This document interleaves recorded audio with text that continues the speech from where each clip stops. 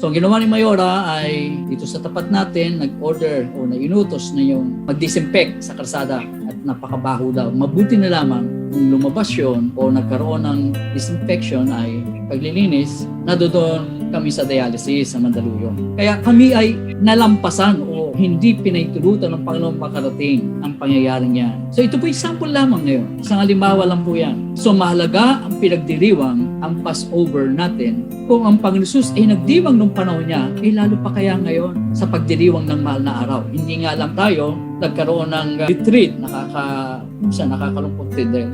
Pero, pray ko nga sa Panginoon next year, doon pa rin tayo sa Tayabas. So dahil sinabi ko nga sa manager, kalooban ng Panginoon, the same Exicon, the same place pa rin ang ihanda namin, isang taong paghahanda na maigit. Salamat sa Panginoon because that's how important Passover is even up to this time.